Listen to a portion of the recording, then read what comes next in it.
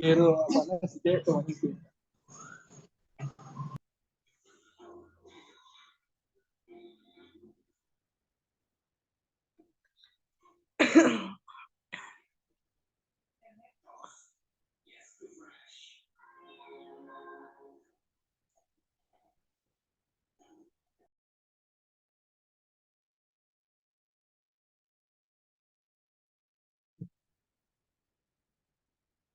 Selamat malam Ibu-Ibu, selamat datang kembali di Bimbel Harapan.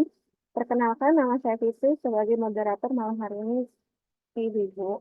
Sebelum kita memulai pembelajarannya, mari kita berdoa terlebih dahulu ya Ibu-Ibu. Berdoa dimulai sesuai dengan agama dan kepercayaan masing-masing.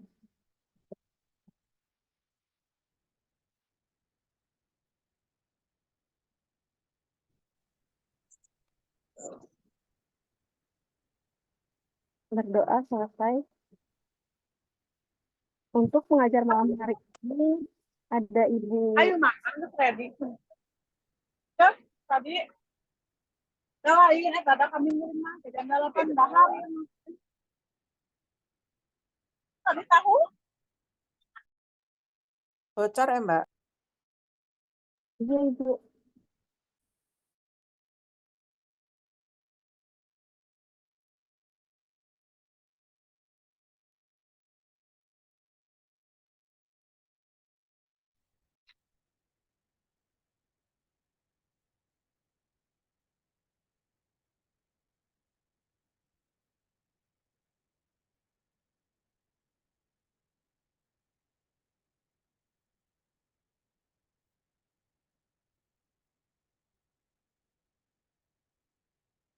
S2.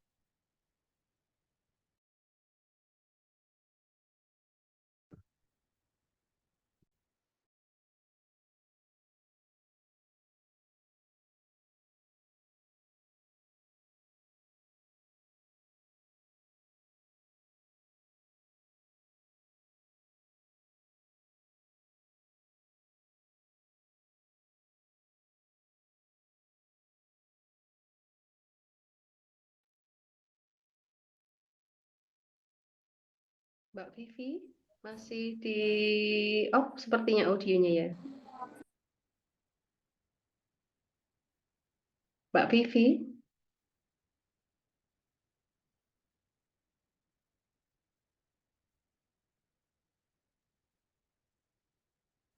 Mohon maaf ya Ibu-Ibu.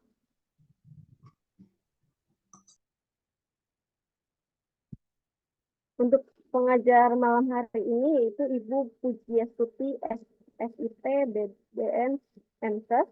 Beliau lulusan dari S2 dan S3 Kesehatan Masyarakat di Undip. Kemudian beliau dosen di Poltekkes Kemenkes Semarang.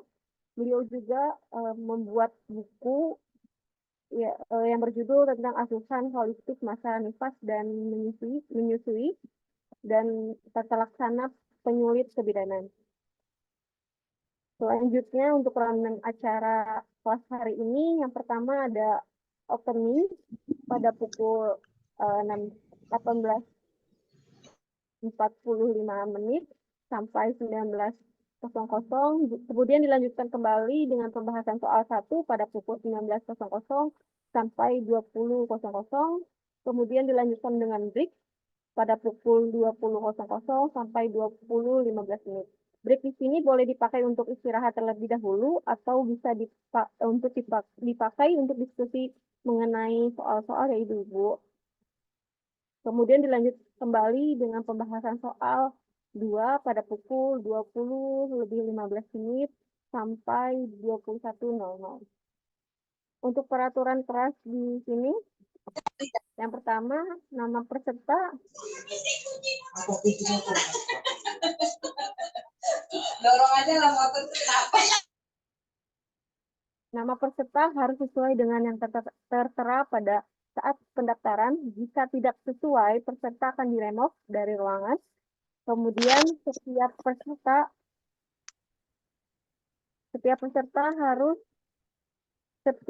hanya boleh menggunakan satu akun. Selanjutnya, peserta dapat bertanya pada kolom chat,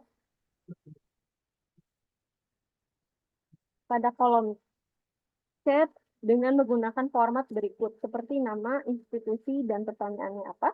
Kemudian pengajar akan menjawab Q&A secara langsung saat break atau melalui grup WA tergantung referensi pengajar. Peserta dihimbau untuk menjawab soal-soal yang dibahas dengan sarana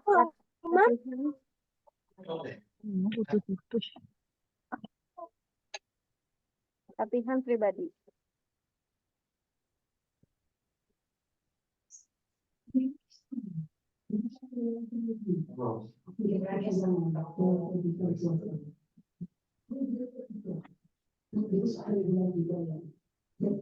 Untuk Ibu Wahyu Pujiastuti, boleh dipersilakan Ibu. Saya izin Ya. stop dulu ya Bu. Terima kasih Mbak Vivi. Mohon izin sharing Ibu-ibu semuanya.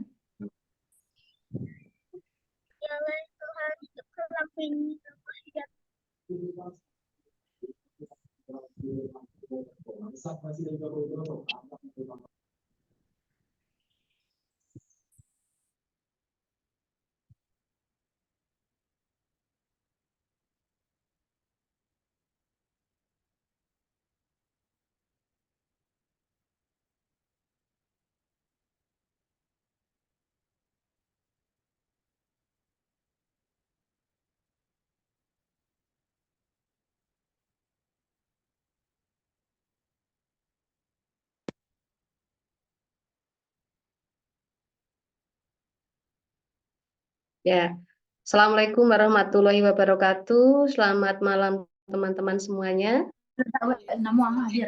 Salam Bu. Waalaikumsalam warahmatullahi Sehat wabarakatuh. ya semuanya ya. Ini para pejuang hukum Sehat Bu. Ya Bu. Ya, pejuang hukum 2024 ya. Semoga nanti upaya kita semua dilakukan oleh kita mudah-mudahan menjadi pintu pembuka keberhasilan ya Ibu-ibu semuanya ya. Amin. Amin, amin ya rabbal alamin. Ibu-ibu, perkenalkan nama saya Bu Wahyu. Saya hari ini atau malam ini akan bersama-sama dengan ibu-ibu semuanya untuk membahas soal terkait nifas dan menyusui. Nggih. Kita akan mulai masuk ke soal yang pertama ya. Nah, silakan ibu-ibu mulai membaca untuk soal yang pertama. Dibaca secara mandiri, nggih. Silakan. Mohon maaf. Ibu izin untuk satu soal saya berikan waktu 45 detik ya Ibu. Dan untuk 15 detik untuk menjawab polling ya Ibu. Ya.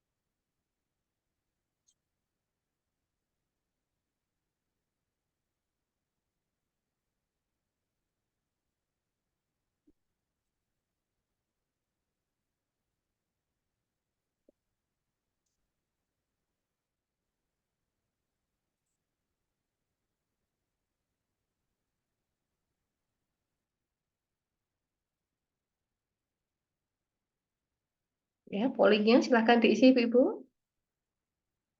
Opsi A sampai dengan E. Semuanya mengisi ya, supaya nanti kita bisa mengukur kemampuan kita buat pemicu semangat untuk belajar lebih.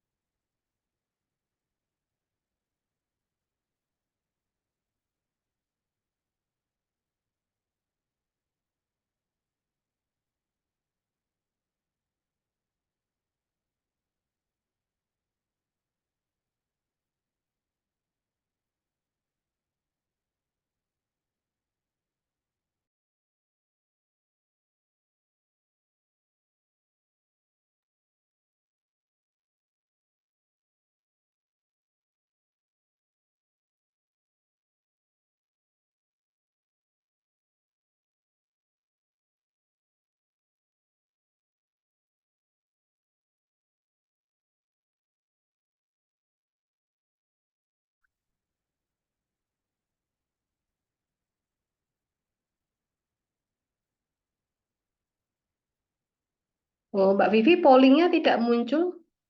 Muncul tidak, Mbak Vivi? Sebentar Ibu, pollingnya kayaknya lagi error Ibu. Boleh Oh, kalau mungkin coba ya. aja, Ibu. Zoom-nya mungkin ya yang ini. Iya Ibu.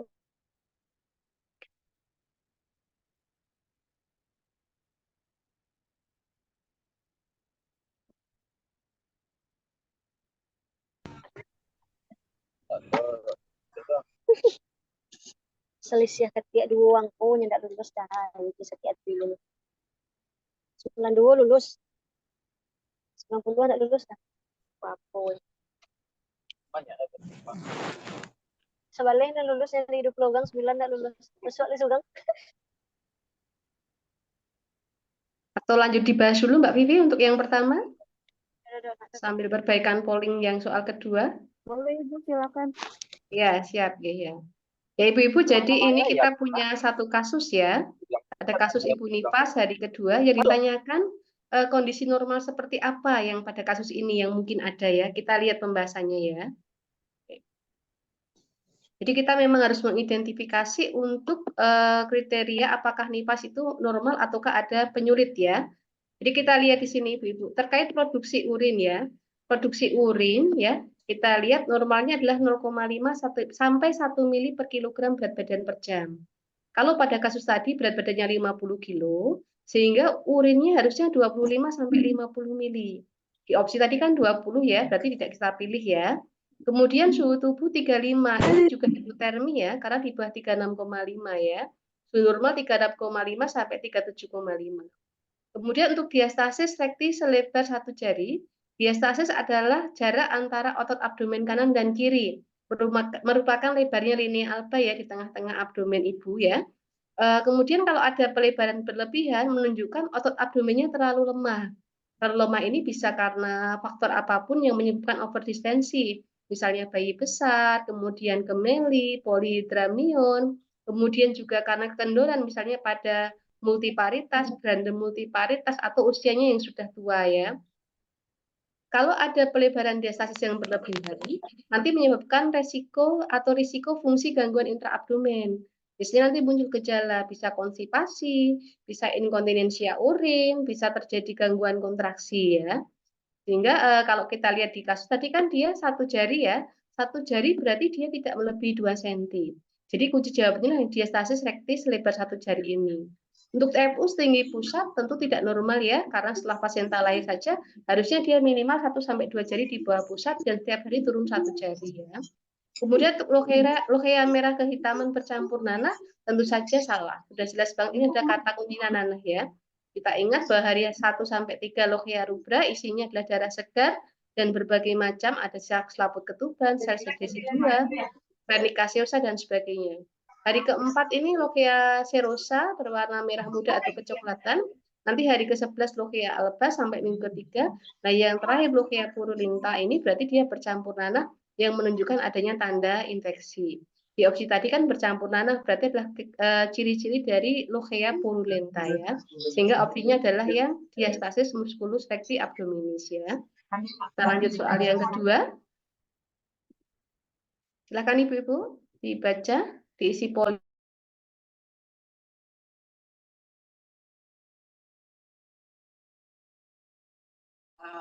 Ini kayaknya bukan bukan soal bonus, tapi memang ibu dan teman-teman semua yang sudah mengerti dan sudah siap kompeten ya, sudah siap untuk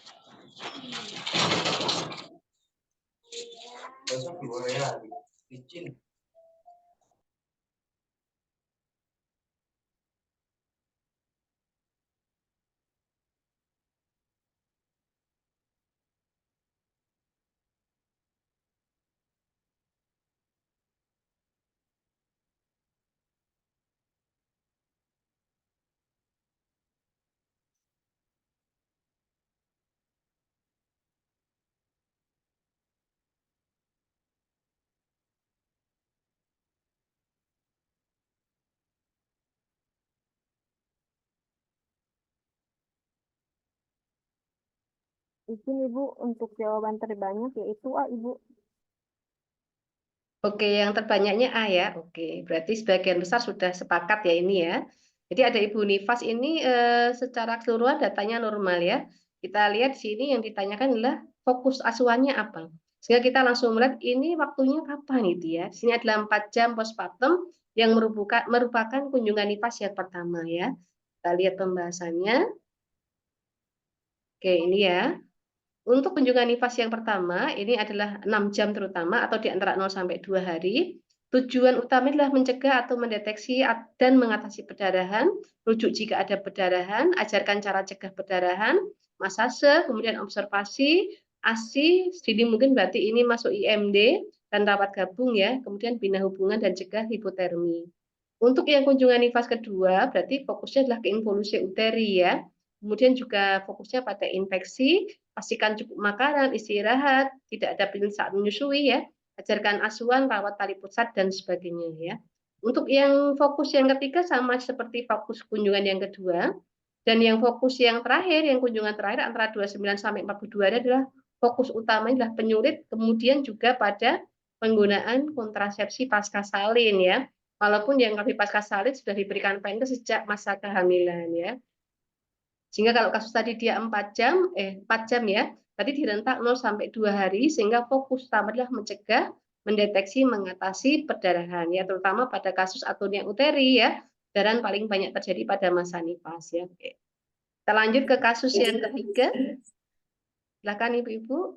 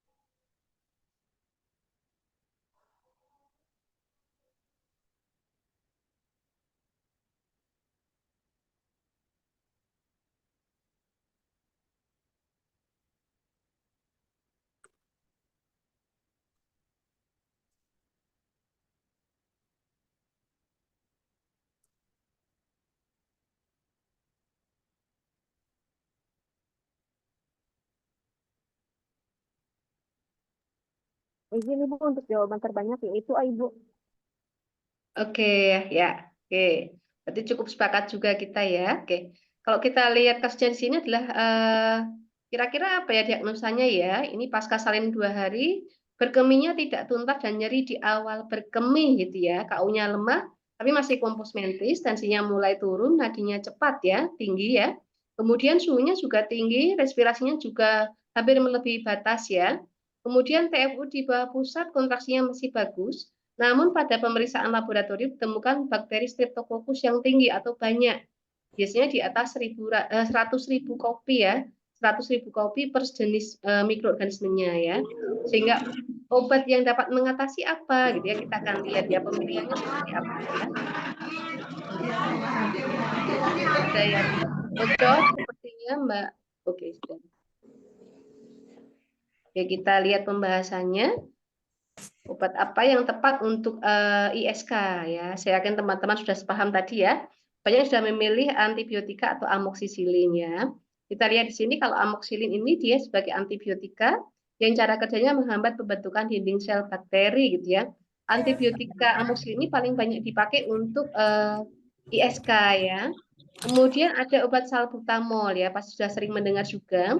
Salbutamol atau ambroxol ini merupakan bronkodilator, jadi obat yang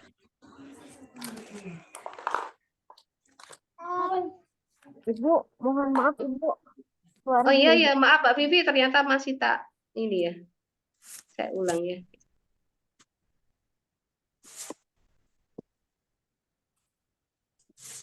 Oke, Ibu-ibu kita ulang sedikit ya. Ini kasusnya adalah merupakan kasus ISK ya, kalau kita lihat ya. Dari tanda-tandanya berkemihnya tidak tuntas, nyerinya di awal berkemih, kemudian TTV menunjukkan ada tanda-tanda infeksi. Hasil pemeriksaan lab juga ternyata dilihat streptokokusnya sangat banyak. Banyak ini berarti dia lebih dari 100.000 kopi per jenis bakterinya ya. Yang ditanyakan obat yang bisa mengatasi. Obat yang bisa mengatasi ya, kita akan lihat ya. Mengatasi berarti menyelesaikan masalah ya. Yang pertama amoxicillin. Amoxicillin adalah antibiotika, bekerja menghambat pembentukan dinding sel bakteri ya. Ini paling banyak dipakai untuk infeksi ya, karena dia merupakan antibiotika yang spektrum luas ya, membunuh bakteri gram positif dan gram negatif, sehingga paling banyak dipakai. Kalau salbutamol atau temannya ambroxol itu ya, merupakan bronkodilator yang bekerja sebagai vasodilator bronkus, biasanya pada obat batuk atau sesek ya, asma ya.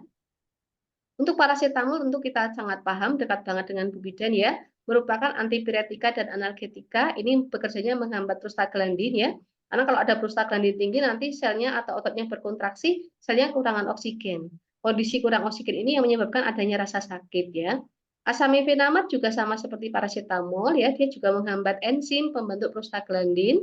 Kemudian untuk yang kalium diklofenak ini juga merupakan analgetika, antiinflamasi, dia juga menghambat prostaglandin dan siklooksigenase ya.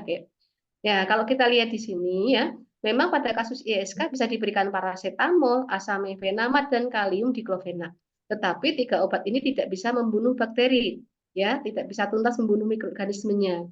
Memang dia bisa membantu untuk mengurangi rasa nyerinya, rasa demamnya gitu ya, tetapi tidak bisa menyelesaikan permasalahan. Sehingga kalau tadi pertanyaannya mengatasi masalah, berarti dicari akarnya adalah dia disebabkan oleh mikroorganisme, sehingga harusnya dibunuhnya menggunakan antibiotika. Sehingga yang kita pilih amoxicillin ya. Ini ada sedikit jebakan, tapi hati-hati ya Ibu ya. Kita akan lanjut lagi untuk soal berikutnya. Soal nomor 4, silakan.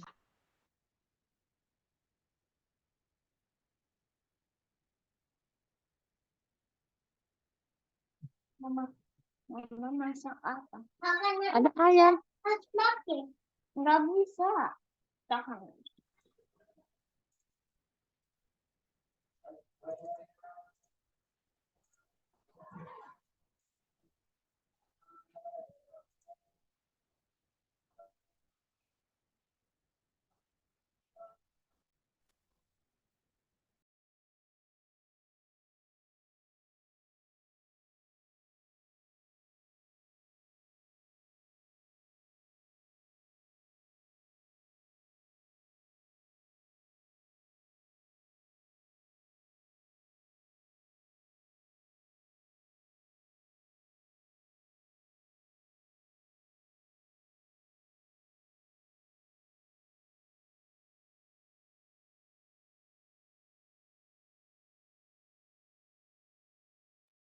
Izin Ibu untuk jawaban terbanyak yaitu B Ibu.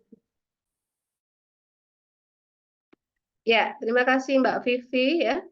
Ini untuk kasusnya fisiologi ya, yang ditanyakan adalah apakah hormon yang menyebabkan keluhan ya. Kalau kita lihat di sini adalah keluhannya dia mengalami mules ya. Ini hal yang wajar pada Ibu Nifas ya. Jadi kita akan lihat terkait perhormonan ya. Oke, kita lihat di sini untuk hormon yang pertama estrogen. Di sini dia akan menurun mulai di akhir masa kehamilan ya, karena pasien juga mulai menurun ya. Kalau selama masa kehamilan atau di awal masa nifas, dia meninggalkan efek, dia melambatkan peristaltik ya, sehingga kalau ibu nifas memang hari-hari awal dia mengalami konstipasi, kemudian juga menyebabkan gangguan perkemihan ya, kekuatan ototnya, kekuatan sarafnya masih berkurang di masa nifas ya. Kemudian kalau oksitosin meningkat mulai di akhir masa kehamilan ya. Jadi dia akan mempengaruhi kontraksi otot di uterus dan payudara ya. Terus tentu saja untuk kontraksi, involusi uteri, payudara untuk refleks pengeluaran ASI ya. Untuk prostaglandin ini sama dengan estrogen, meningkat di akhir masa kehamilan dan dia selama masa kehamilan atau di masa kehamilan awal sampai dengan dia menjelang akhir kehamilan ya, dia mempengaruhi kontraksi otot uterus ya, sehingga dia menjadi rileks ya, tidak terjadi kontraksi, namun di akhir masa kehamilan yang mulai turun sehingga muncullah Braxton Hicks ya. Untuk yang prostaglandin ini dia membuat kontraksi, dia seperti oksitosin ya. Yang tadi adalah yang progesteron, seperti halnya estrogen ya, yang menurun di akhir masa kehamilan meninggalkan efek sama, peristaltik, kemudian inkontinensia urin ya, dan dia di akhir kehamilan menurun sehingga menyebabkan adanya Braxton Hicks ya.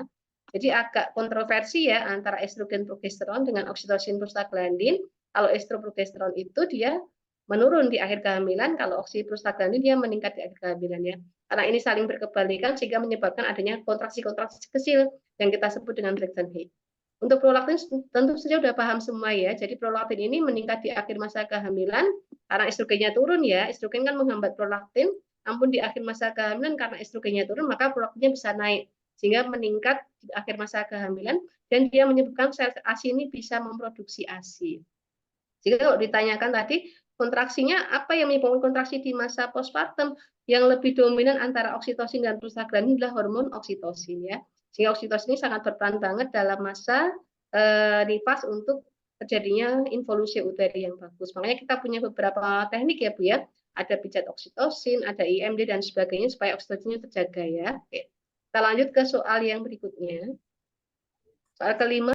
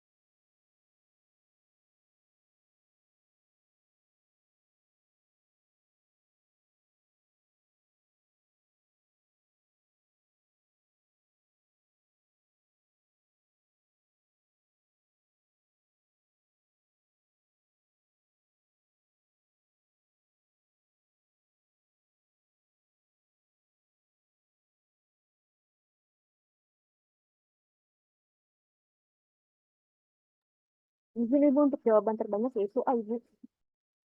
A ya, oke ya. Oke. Jadi kalau kita lihat fokusnya di kasus ini adalah ibunya masih merasa lelah, terbaring di tempat tidur, belum berani berkemih karena ada jahitan ya, ada nyeri ya. Kemudian kalau dicek ternyata kandung kemihnya memang penuh ya. Sehingga yang paling mendesak pada kasus ini apa ya kita akan lihat ya. Semuanya diberikan pada masa nifas ya. Tapi kita memang harus bisa memprioritaskan mana dulu yang harus diberikan ya. Kita lihat untuk pembahasannya.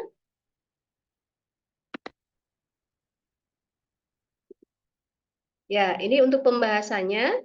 Jadi untuk konseling kebutuhan eliminasi ini kita ingat tadi ya, bahwa efek dari progesteron, efek dari penekanan kepala janin ya, kemudian efek dari kelemahan masa persalinan karena dia ada kontraksi yang menekan kandung kemih, sehingga menyebabkan terjadinya kelemahan saraf perkemihan, kelemahan sphincter uretra, kelemahan otot kandung kemih sehingga terjadi gangguan perkemihan ya, inkontinensia urin bisa, retensi urin juga bisa ya. Oke. Sehingga perlu segera diberikan upaya untuk mencegah supaya tidak terjadi ISK dan sebagainya ya. Jangan sampai juga terjadi pemasangan kateter ya, makanya sebelum 6 jam harus kita berikan upaya bagaimana supaya dia bisa berkemih ya. Kemudian untuk konseling teknik nyusu yang benar ya, untuk beberapa jam pertama kan ASI belum keluar ya, sehingga belum menjadi prioritas pertama ya. Nanti kalau kita bisa mengatasi gangguan eliminasinya ini, sudah paham, syukur-syukur sudah bisa berkemih, maka kita akan masuk ke konseling yang berikutnya, seperti konseling teknik menyusui, konseling senam nifas, perawatan luka jalan lahir, kemudian juga nanti adalah konseling deteksi perdarahan ya. Jadi ini kita berikan ya. Oke. Deteksi perdarahan sudah kita berikan di awal tadi ya, sebelum dia 4 jam harusnya ya. Oke. Sehingga di sini yang paling diperlukan pada kasus atau yang paling prioritas adalah yang konseling kebutuhan eliminasi. Ya. Oke, kita lanjut dulu. Soal nomor 6, silahkan teman-teman.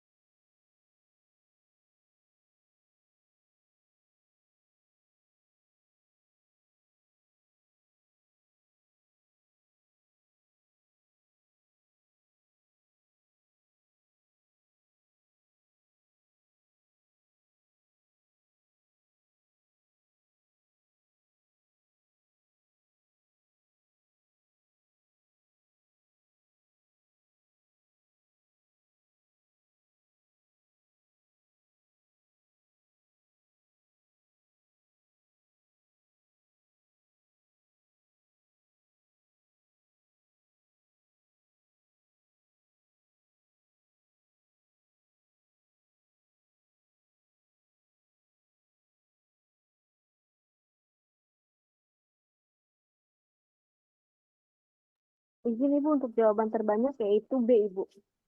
B, oke ya. Terima kasih Mbak Vivi ya. Kita lihat di sini adalah postpartum hari keempat ya. KU-nya lemah, dia kompos mentis, tensinya agak turun gitu ya. Reus tinggi pusat, kontraksi lemah, nyeri tekan perut bawah. Nyeri tekan perut bawah. Nah, kita lihat di sini ada tanda spesifiknya ya. Suhunya 41 derajat, TFU-nya setinggi pusat, padahal sudah hari keempat gitu ya. Hari keempat setidaknya dia mendekati antara pertengahan pusat dan simfisis ya. Kontraksinya lemah, nyeri tekan perut bawah. Ini merupakan tanda atau ciri-ciri dari terjadinya endometritis ya, infeksi pada endometrium ya. Nah, tadi seperti yang kita bahas di soal awal tadi bahwa kalau terjadi infeksi berarti ada antigen ya, ada antibodi yang mati atau lemah yang berbentuknya adalah nanah atau purulen. Ya, sehingga kalau ada infeksi biasanya nanti akan terjadi tanda-tanda pengurangan darahnya menjadi hitam ya, kemudian banyak gumpalan dan dia bercampur nanah, lochia purulenta ya. Kita cocokkan dengan pembahasannya coba ya. Nah, seperti ini ya. Jadi kalau hari 1 sampai 3 lochia rubra ya, kemudian hari keempat ini serosa, kemudian hari ke-11 alba sampai nanti 3 minggu, dan yang terakhir adalah lochia purulenta ya.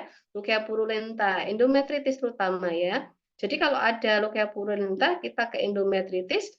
Jadi diagnosanya bisa menjadi dua ya. Yang satu adalah endometritis, yang kedua subinvolusi uteri. Dan kalau tidak segera ditangani nanti dari subinvolusi bisa jadi atonia uteri pasca partum ya. Sehingga di sini yang merupakan ciri khas dari lochia pada masa terjadinya infeksi endometritis adalah lochia purulenta ya. Oke. Kita lanjut ke soal berikutnya. Soal nomor 7, silakan.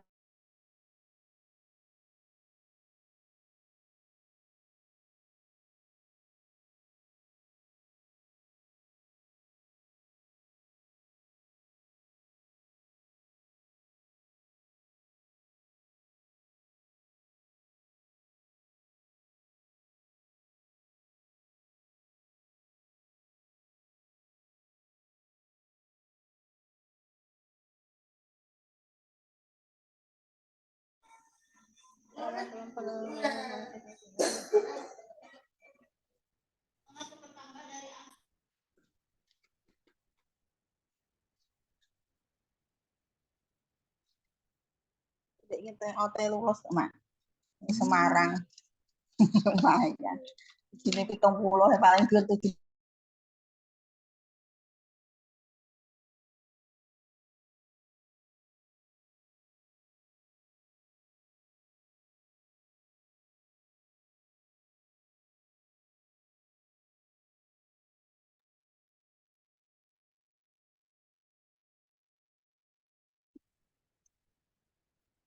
Izin Ibu untuk jawaban terbanyak yaitu A, Ibu. Oke ya, karena memang di data mungkin terlihat juga ya di sini ya. Jadi ini postpartum 1 hari patasnya normal ya.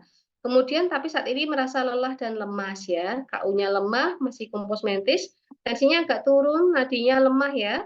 Kemudian suhunya dia 37,5, cukup batas ya, batas atas ya. Kemudian respirasinya juga 16, batas bawah ini ya. Kandungan kosong, kemudian kontraksi kurang kuat, turgor kulitnya kembali dalam 5 detik, dan di dalam pemeriksaan lab ditemukan asetonuria ya. Ini matching ya dari asetonuria, kemudian tanda-tanda di atas bisa menentukan apakah penyebab kondisi asetonurianya ya. Mari kita lihat untuk pembahasannya. Oke ya. Jadi yang pertama dehidrasi ya. Dehidrasi ini merupakan kondisi inadekuat cairan dan nutrisi ya. Nah, ini glukosa juga ya. Terjadi metabolisme lemak ya. Harusnya kalau ibu itu cukup nutrisi, cukup oksigen, cukup glukosa ini yang di metabolisme itu kan glukosa dan oksigen ya. Namun manakala ibunya mengalami kekurangan glukosa ya, maka yang dilakukan metabolisme adalah lemak. Hasil metabolisme lemak ini nanti menyebabkan adanya aseton dalam urin ya. Jadi urinnya mengandung aseton atau asetonuria ya. Jadi menjawab ya tadi pertanyaannya ya. Jadi kasusnya jelas tadi ya, ibunya tadi kondisinya lemah, turgornya dia buruk ya, tensinya juga dia rendah, kemudian respirasinya dia terjadi ini ya, peningkatan tapi atas ya. Kemudian juga dia ada suhunya ya. Kemudian bagaimana dengan ISK? ISK itu nanti ada tandanya peningkatan suhu, demam, ya, gangguan berkemih. Seperti tadi juga ada jumlah bakteri per jenisnya lebih dari 100.000 kopi per jenisnya ya. Untuk preeklamsia ini dia tanda signifikannya adalah peningkatan tekanan darah ya 160 per 110 ya, lebih sama dengan 160 per 110 ya. Kemudian kalau yang hiperbilirubinemia ini terjadi manakala terjadi hemolisis yang berlebihan ya, sehingga nanti bisa menyebabkan ini ya, kalau ada hemolisis atau penghancuran darah berlebihan kan berarti banyak bilirubin yang dipecah gitu ya. Nah, bilirubin yang dipecah ini ternyata tidak semuanya bisa dirubah menjadi bilirubin direct ya, sehingga yang beredar di tubuh bilirubin indirect. Bilirubin indirect ini yang menyebabkan warna kuningnya mukosa di bawah kulit kita mengalami kekuningan ya. Kemudian produksi ASI, hormon yang terkait dalam fisiologi laktasi, tidak mempengaruhi pada produksi urin ya. Jadi yang menyebabkan adanya asetonuria itu adalah karena ada pembakaran lemak. Kenapa lemak dibakar? Karena ibunya nggak cukup glukosa, karena ibunya mengalami dehidrasi ya. Intinya dehidrasi menyebabkan asetonuria. Seperti kita kalau puasa ya, kalau puasa itu kan nafas kita berbau aseton, pipis kita berbau aseton sama ya. Jadi harapannya ya jangan sampai mengalami dehidrasi. Aseton hanya salah satu efek ringan saja lah ya, tapi yang berat adalah bahwa nanti bisa mengganggu seluruh fungsi organ tubuh ibunya ya. Kita lanjut ke yang berikutnya, nomor 8, silahkan teman-teman.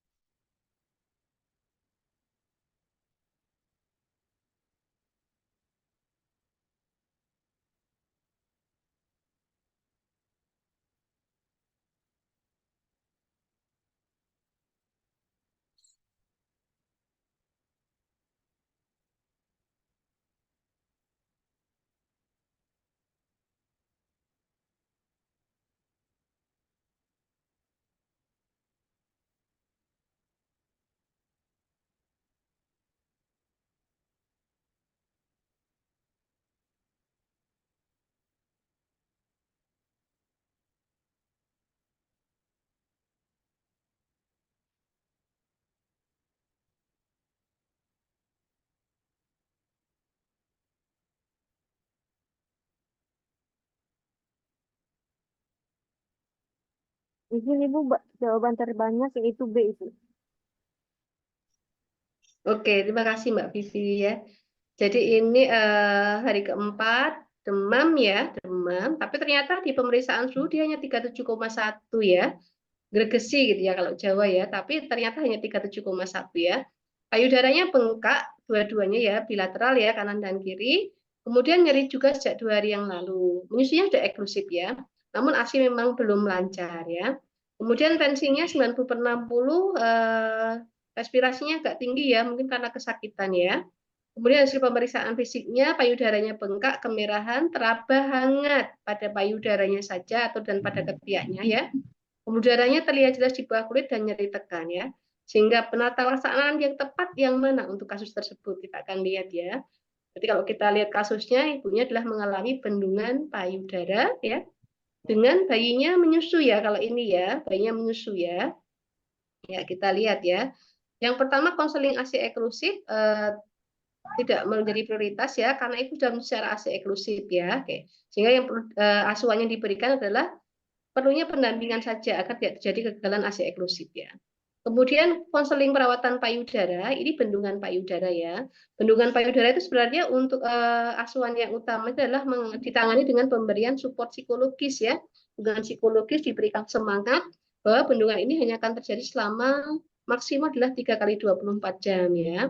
Kemudian kita melakukan mengajari ya, memberikan konseling ya, melakukan konseling perawatan payudara atau breast care ya. Kita lihat dulu ya. Ya, breast care ini diberikan secara total ya, semuanya lengkap diberikan jika bayinya hidup dan tidak ada kontraindikasi untuk menyusui ya. Jadi kita memijat payudaranya, mengompres, mengeluarkan ASI kita lakukan kalau bayinya hidup dan tidak ada kontraindikasi ya. Tapi kalau ternyata bayinya meninggal atau ada kontraindikasi menyusui, maka tidak semua langkah breast care boleh kita lakukan. Yang tidak boleh kita lakukan adalah masase dan kompres hangat. Karena tindakan masase dan kompres hangat ini akan menyebabkan ASI-nya keluar. Kalau ASI-nya keluar, nanti merangsang ada prolaktin yang diproduksi, sehingga ibunya nanti ASI-nya lebih banyak lagi diproduksi, tambah bengkak. Pada ibu yang kandungan payudara, dan dia tidak menyusui karena bayi meninggal atau ada kontraindikasi, makanya perlu diberikan kompres dingin saja untuk mengurangi nyeri dan bengkaknya ya. Kemudian konseling berhenti menyusui tidak diberikan ya. Jadi bendungan tetap boleh menyusui, payudara puting susu lecet juga tetap boleh menyusui ya. Yang dihentikan sementara adalah yang ada absesnya kita hentikan sementara waktu ya. Di payudara yang ada absesnya, kalau payudara yang satu sehat tetap diberikan ya. Kemudian hormon pelancar ASI ya, di kasus tadi kan tidak ada kendala pada produksi ASI ya, karena payudaranya itu kan besar ya, bengkak berarti ada produksinya ya, sehingga tidak perlu diberikan hormon pelancar ASI ya. Cukup dengan asupan nutrisi, istirahat, aktivitas dan lain-lain, terutama support psikologis ya. Kalau kita di bangsa kita di Indonesia ini yang masih rendah support psikologisnya ya. Kemudian pemberian analgetika dapat diberikan sebagai penyerta, sebagai penambah ya, terapi tambahan, tata laksana tambahan ya, jika nyerinya tak mengganggu. Namun ternyata kalau sudah diberikan breast care, nyerinya berkurang tidak perlu diberikan antibiotika ya. Analgetika tidak perlu diberikan analgetika. Di analgetika hanya jika diperlukan saja ya. Oke, nomor 9 silakan teman-teman.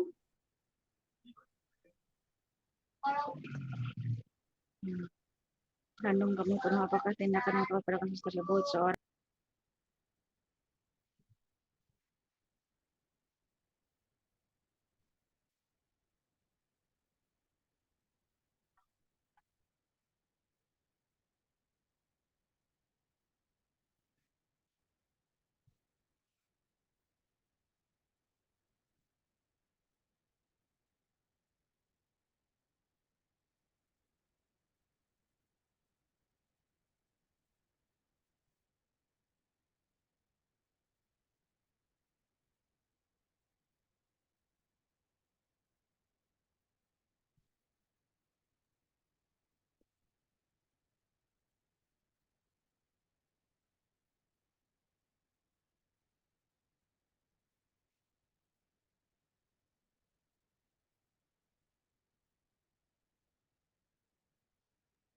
Izin Ibu untuk jawaban terbanyak yaitu C, Ibu.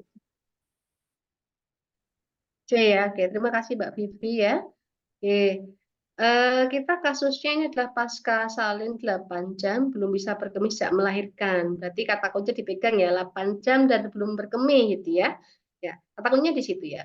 Kemudian di sini kontraksi masih belum terjadi atonia ya, tapi dia sudah mulai berkurang. Kandung kemihnya teraba penuh ya. Tindakan yang tepat apa ya? Kalau kita lihat nih kayaknya sih senam boleh, Kegel boleh, kateter boleh, diuretik mungkin ya, atau kolitik kita lihat ya coba ya untuk pembahasannya. Ya, ini kalau kita lihat di sini ya, bahwa semua organ yang terbuka di tubuh kita itu pasti kemasukan mikroorganisme ya.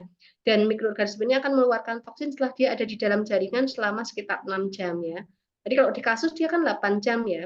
Berarti sudah ada urin di dalam kandung kemih yang terpapar mikroorganisme selama 8 jam. Berarti dia sudah mengeluarkan toksin. Ya, jadi harus segera dikeluarkan. Kalau enggak nanti menyebabkan infeksi dari ISK, kemudian infeksi yang menyebar seluruh tubuh juga bisa secara sistemik ya. Dan juga bisa terjadi perdarahan karena semakin besar kandung kemihnya semakin menekan uterus dia nggak bisa berkontraksi ya. Jadi kalau kita pegang tadi 8 jam nggak berkemih udah berarti kita harus melakukan pemasangan kateter ya.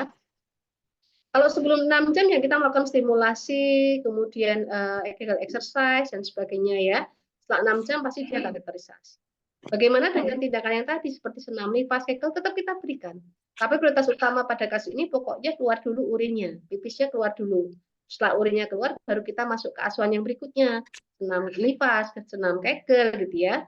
Kalau diuretik nggak perlu diberikan ya, diuretik itu kan adalah obat yang membuat urinnya diproduksi. Di kasus ini tidak ada permasalahan gangguan produksi urin. Permasalahannya adalah gangguan pengeluaran urin ya, sehingga tidak perlu diuretik ya. Tokolitik ya jangan, tokolitik kan melemahkan fungsi otot ya. Ya, tadi di kasus juga sudah terjadi gangguan kontraksi ya. Kita berikan tokolitik pada ibu postpartum, pasti nanti dampaknya terjadi perdarahan postpartum. Tokolitik diberikan pada partus prematurus iminen, abortus iminen kalau memang ada indikasi gitu ya. Oke, jadi dalam kasus ini karena sudah 8 jam pasti kita lakukan pemasangan kateter ya. Kateter itu kita lihat juga apakah perlu yang dower kateter atau kateter saat gitu ya. Kalau memang nanti kita lihat ibunya punya potensi dilatih dan dia bisa berkemih spontan, tidak perlu dower ya, karena ini mengganggu fungsi dari sisi berkemihannya, sehingga perlunya nanti yang kateter yang spontan aja ya. Kita lihat kasus nomor 10 ya, silakan.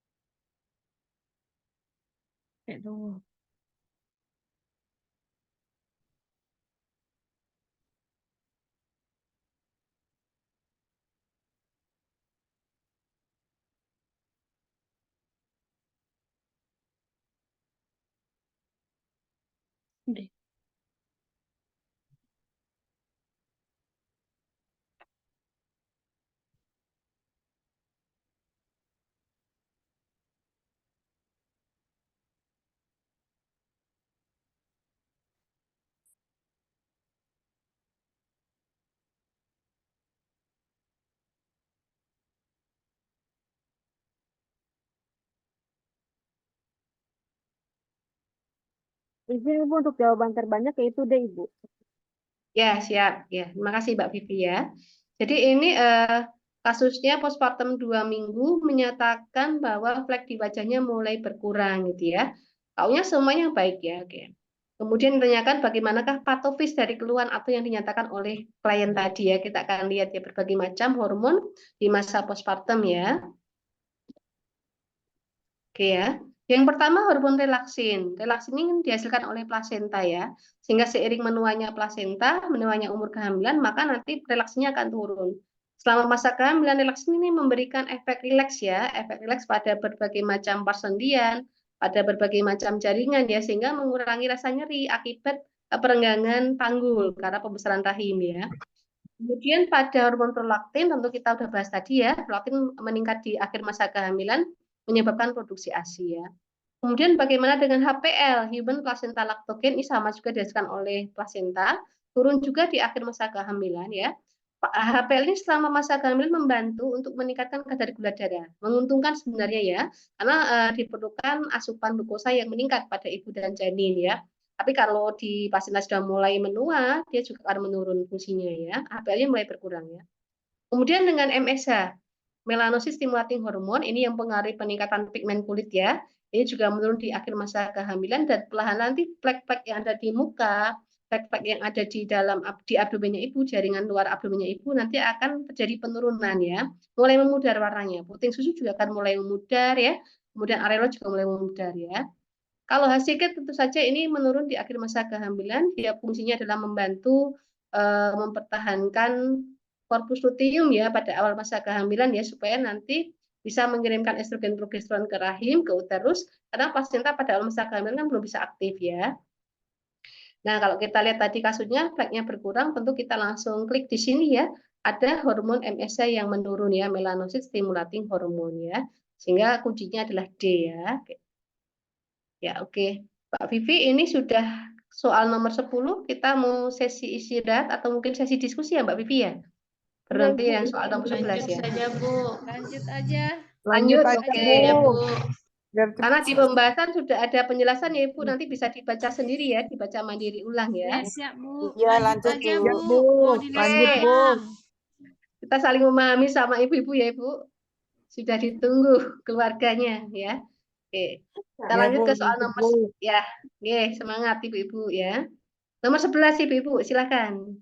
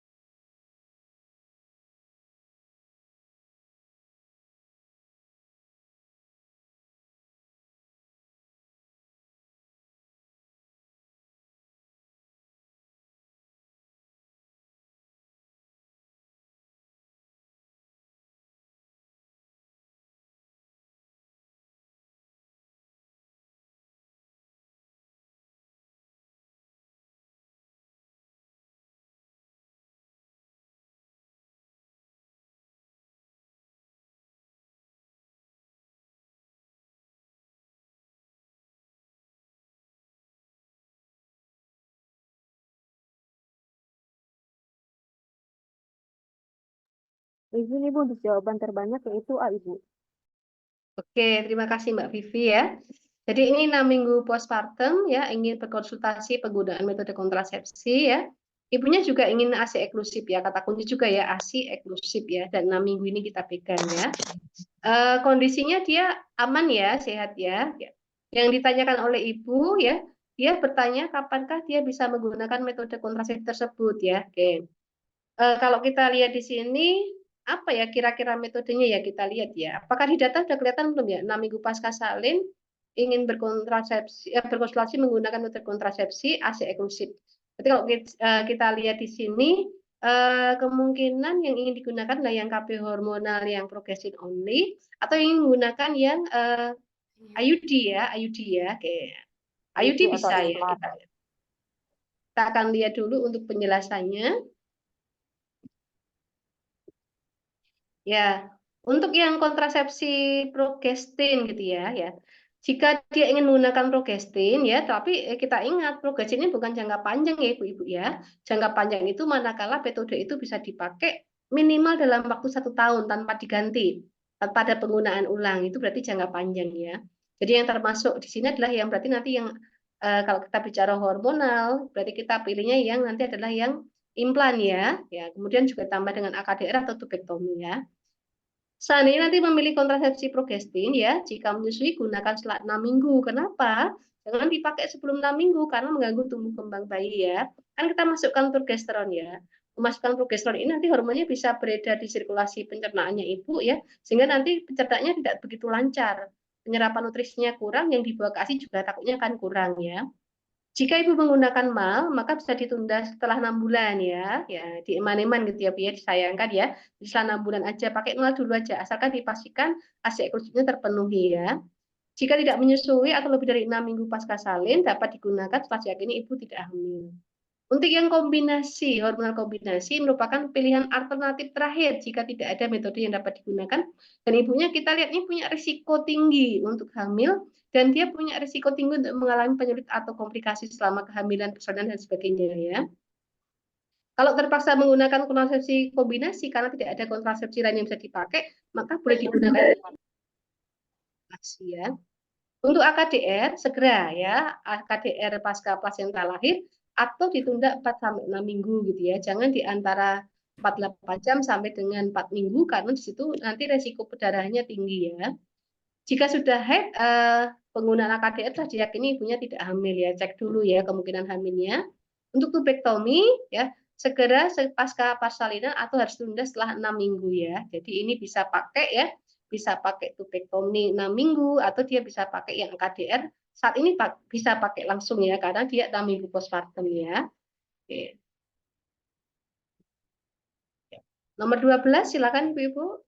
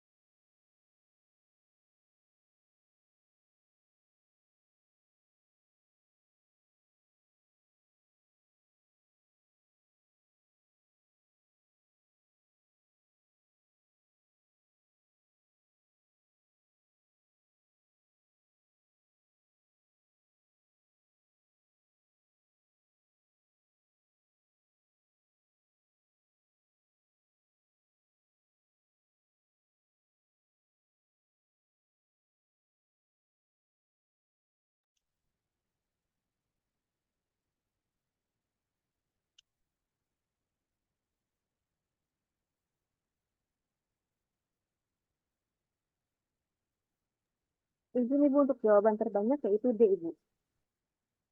Ya, oke. Berarti sebagian sudah cukup sepakat ya. Ini pasca salin SC 27 tahun P4 ya. Kita bayangkan 27 tahun dia P4 ya. Pasca salin SC 3 hari ya. Belum berani duduk, porsi makan sedikit, belum tertarik menyentuh bayinya, belum bisa berkemih spontan dan terpasang kateter ya. Sudah dilakukan apa namanya bladder training ya, tapi ternyata belum ada tanda-tanda kemajuan ya. KU-nya baik, semuanya baik ya Ibu. Ini kita lihat KU-nya, kesadaran, tensinya, TTP-nya dia baik. Hanya di sini nadinya cukup lemah ya, karena belum bermobilisasi ya. TFU-nya 4 jari di bawah pusat ya, kontraksinya kurang kuat, turgornya kembali dalam 0,5 detik. Yang paling tepat apa ya? Kita lihat di sini ya. Kita harus bisa membaca ya. Tidak selalu kita melihatnya kondisi fisik ya. Mungkin ada kondisi selain fisik yang perlu kita perhatikan juga ya. Oke ya, ternyata di sini kuncinya adalah dukungan psikologis ya Ibu ya. Karena kalau kita lihat tadi di kasus ini dia belum ada rasa tertarik, belum ada semangat ya. Dan dia kalau kita lihat tadi umurnya kan 27 tahun, dia ini partes yang keberapa ya? Keempat ya, partes yang keempat ya. Ya. Mungkin banyak dilema yang dihadapi ya. Sehingga tanda yang kita lihat tadi adalah keterlambatan fase adaptasi psikologis. Kalau kita lihat hari ketiga itu harusnya sudah taking in ya, bukan taking hold ya. Tapi dalam kasus tadi masih taking hold, masih sangat tergantung sekali dengan Bu Bidan ya, dengan nakes ya. Belum taking in, berarti ada keterlambatan. Kalau ada kondisi keterlambatan fase adaptasi Masih psikologis, berarti taking diperlukan in, Bu. dalam. Apa enggak pertama taking in baru taking hold? Oh iya, tolong dikoreksi Bu, kalau saya lupa Bu. Taking in, taking hold, letting go gitu ya. Ya, Bu. Ya, oke. Intinya hari 1 sampai 2 itu adalah sangat ini ya, sangat apa namanya tergantung ya. Sangat tergantung dengan nakes ya. Nanti mulai hari ketiga dia mulai berupaya ya begitu ya Bu ya. Nah, mungkin saya agak lupa ini dengan istilah taking in, taking hold, letting go gitu ya, antara yang itu ya. Mungkin kebalik ya Bu. Terima kasih Bu ini udah diingatkan ya. Kemudian kalau ada kita mendapatkan kondisi pasien dia mengalami keterlambatan fase adaptasi psikologis, maka diperlukan upaya untuk meningkatkan status psikologisnya dulu ya. Ya, kita berikan semangat seperti apapun, kita berikan petkes seperti apapun, tapi manakala dia kondisi psikologisnya nggak stabil, maka tidak bisa mencapai gitu ya, tidak bisa terbentuk satu perilaku ya. Nanti kalau kondisi psikologis sudah mulai membaik, barulah kita masukkan teori penkes-penkes yang lain ya. Tanda bahaya ya, tanda bahaya. Tanda bahaya ini dapat diberikan setelah psikologisnya meningkat. Kalau dalam kondisi dia mengalami keterpurukan psikologis, kita berikan tanda bahaya, ini justru memberikan tambahan apa ya, stresor yang berat pada ibunya ya.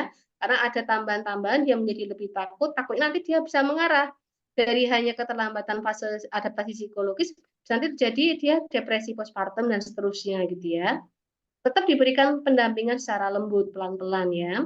Kemudian pemasangan infus sepertinya belum perlu ya, karena dari turko juga masih oke, TTP masih oke. Hanya tadi memang nadinya dia 76. Nadi 76 ini mungkin hanya karena keterlambatan mobilisasi ya, karena kalau kita lihat memang mobilisasi sangat berefek positif ya, berefek positif pada sistem organ tubuh kita ya. Mobilisasi kita berikan, tapi sekali lagi pastikan bahwa psikologisnya statusnya stabil dulu ya. Kemudian ASI agresif tetap diberikan juga, tapi sekali lagi kata kuncinya di dukungan psikologis ya tadi ya. Ada keterlambatan adaptasi psikologis dari 1-2 tahap awal, kemudian hari ketiga harusnya sudah mulai terjadi. Ada tahap dia mulai bisa menerima, dia mulai ada tahap tertarik dengan bayinya, dia mulai ada tahap mobilisasi yang bagus ya. Oke. Terima kasih, kita lanjut dulu. Nomor 13.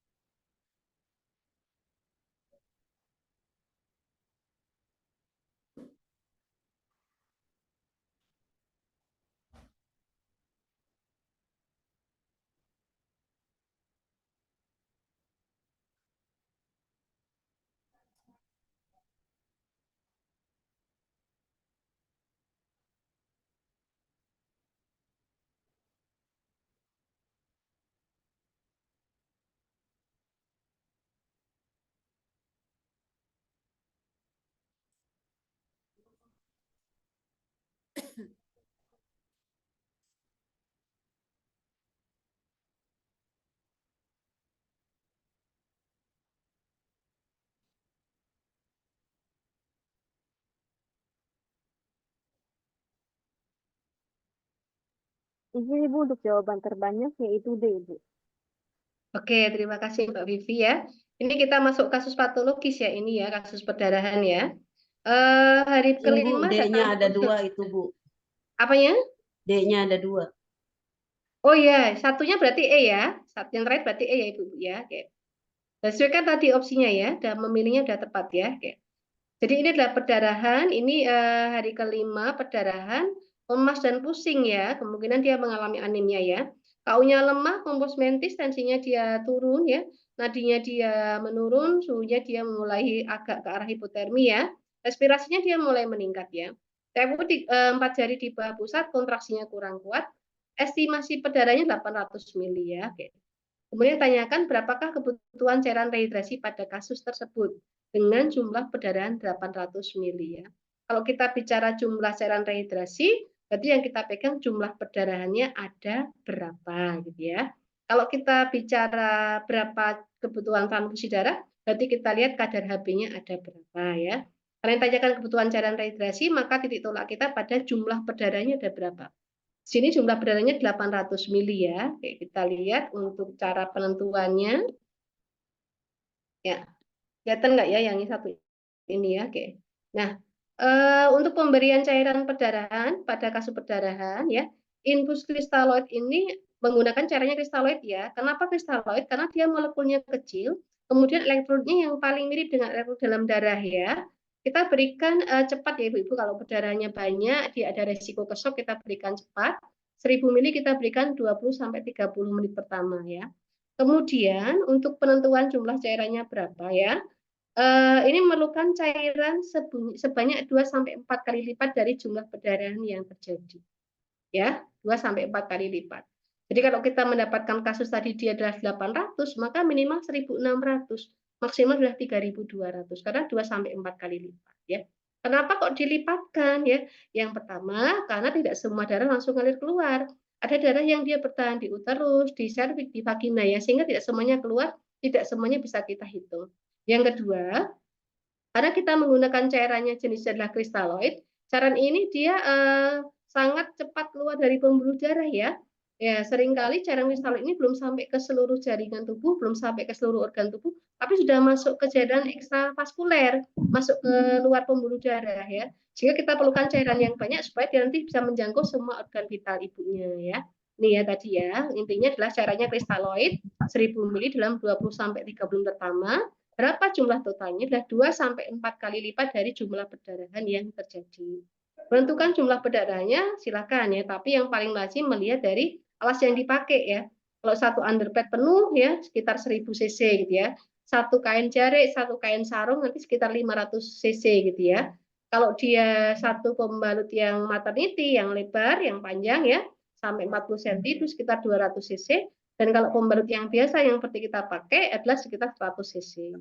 Ya, jadi kita lihat alasnya apa, seberapa dia basah, kita perkirakan jumlah perdarahannya berapa, kita estimasikan. Oh, perlunya adalah 2 sampai 4 kali lipat dari jumlah perdarahan yang terjadi ya. Lanjut dulu. Mohon diulang perkiraan perdarahan tadi, Bu. Siap ya. Catat. Yang aturan yang mudah dipakai, yang mudah diingat ya Ibu ya. Jadi kalau perdarahan itu, kalau satu underpad penuh Ibu, satu underpad penuh 1000 cc. Ya. 1000 cc nggih, walaupun beda pabrik, beda lebarnya ya Bu, beda bahannya ya, tapi rata-rata sekitar 1000 cc ya. Kemudian kalau setengah berarti 500 cc ya. Kemudian satu kain jarik atau satu kain sarung itu juga sekitar 500 cc Ibu. Ya. Ya. Kemudian satu pembalut maternity ya, yang besar ya, itu adalah 200 cc kalau dia penuh. Yang reguler 100 cc. Oke. Demikian ya Ibu. Ya, terima kasih Bu. Sami-sami Ibu dari Pating ya. Ya, kita lanjut ke soal nomor 14. Silakan teman-teman.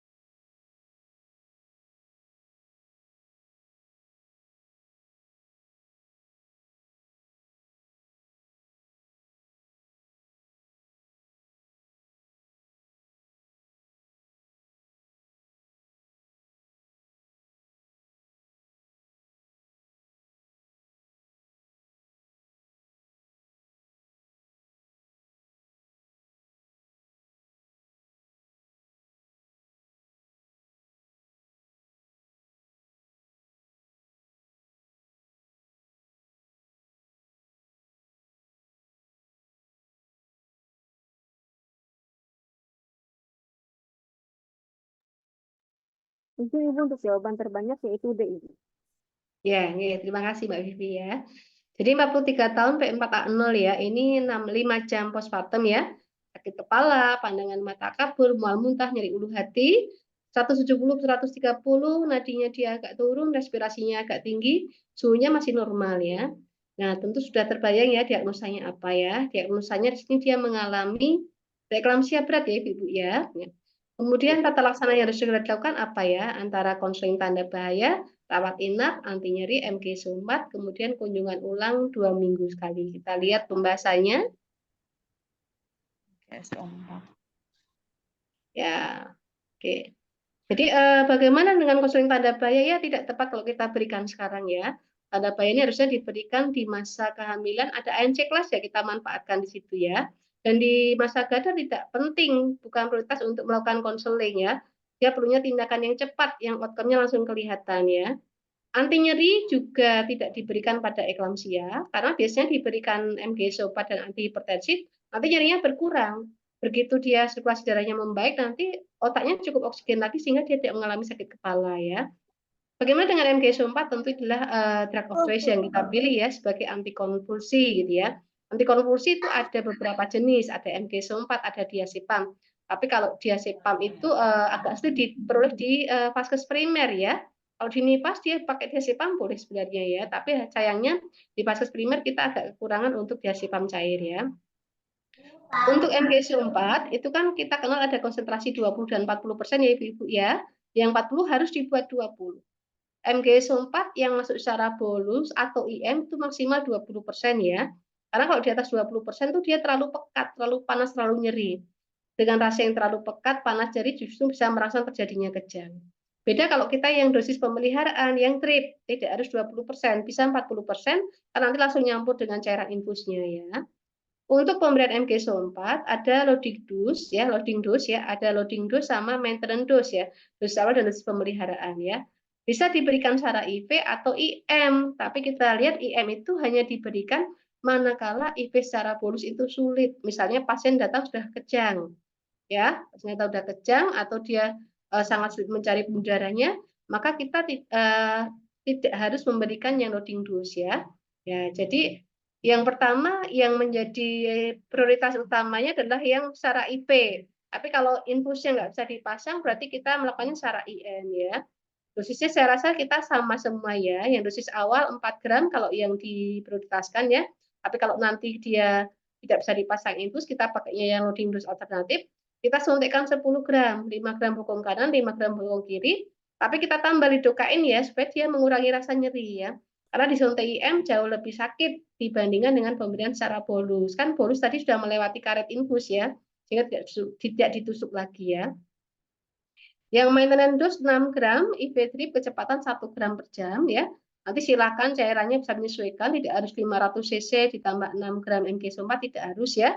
Apalagi kalau pasien sudah mengalami UDIM gitu ya. Tujuannya memasukkan 6 gram, masukkan 6 gram, bukan sekian cc cairan infusnya. Jadi cairannya menyertai nanti kita fleksibel aja sesuai dengan kondisi pasien. Kalau tadi yang tidak bisa diberikan secara IV ya, terpaksa tadi IM, untuk pemeliharaannya adalah 5 gram ya setiap bokol. Jadi misalnya sekarang 5 gram di bokong kanan, 4 jam lagi kita akan suntik ulang 5 gram di bokong yang kiri. Dan kita ingat kalau IM ini harus diberikan lidokain, karena nanti takutnya dia malah terjadi serangan eklamsia, karena rangsangan nyeri yang kita berikan dengan pemberian secara IM ya. Kemudian bagaimana dengan kunjungan ulang setiap 2 minggu sekali? Kasus preeklamsia bukan ringan, sekarang nggak ada ringan ya. Kasus preeklamsia itu rawat jalan dengan kunjungan 1 kali per minggu. Ringan saja atau yang preeklamsia saja ini, dia 1 kali per minggu.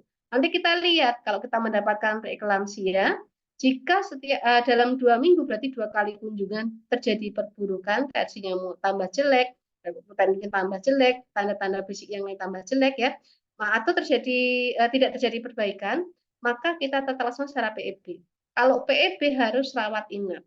Ya, rawat inapnya tidak bisa di puskesmas, harus dirujuk ke rumah sakit ya. Sebelum kita rujuk kita berikan MG-SO4 pemeliharaan dan juga tadi sebelumnya dosis awal ya. Ini MG-SO4 ya Ibu ya. Soal nomor 15 silakan kembali ke fisiologis ya, silakan.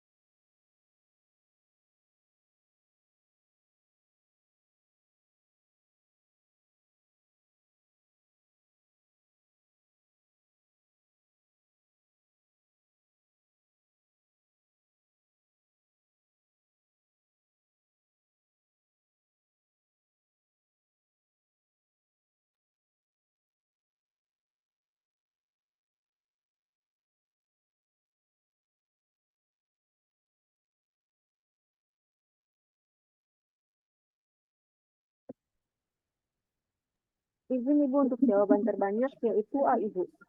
Oke, siap ya. Oke. Ini tadi sudah kita coba lihat juga di awal pertemuan ya. Jadi keluhannya belum bisa buang air besar berarti konstipasi ya. Padahal pola nutrisinya baik ya. Kontraksinya baik juga ya.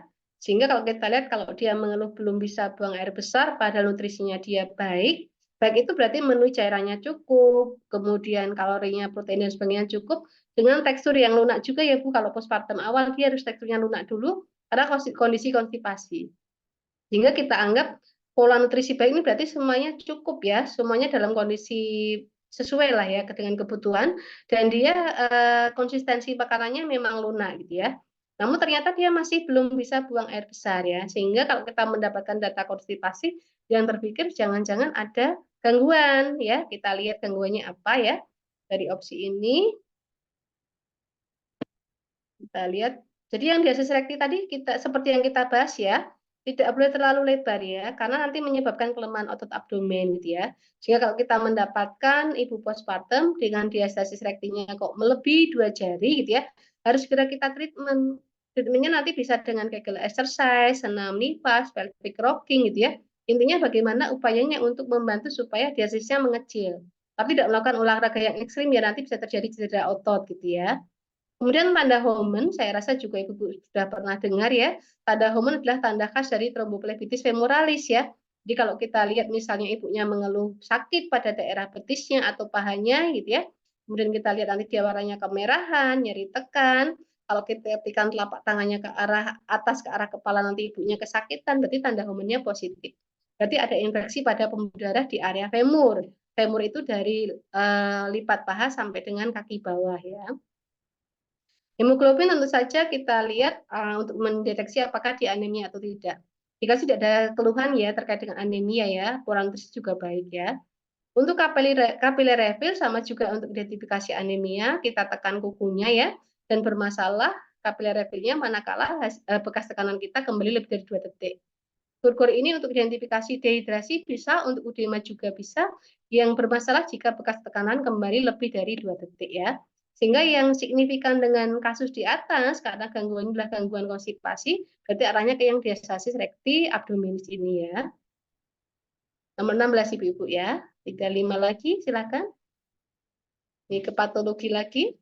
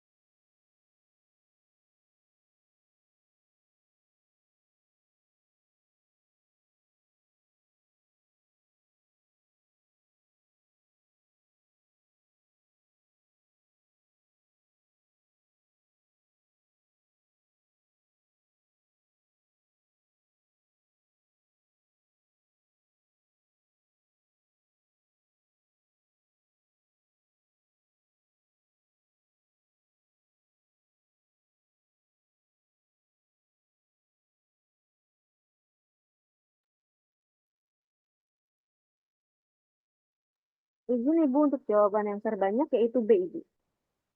Mengosongkan kandung kemih. Oke, kita lihat ya. Ini 44 tahun, P5, pasca salin 2 jam yang lalu, banyak darah, lemas, mengantuk. Saya punya tinggi pusat, kontraksinya lembek, kandung kemihnya penuh gitu ya.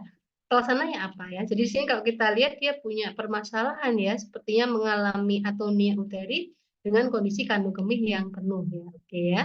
Bagian besar sepertinya sudah menjawab di yang B. Kita lihat apakah tepat atau belum ya. Ya, ini tata laksana atonia uteri ya.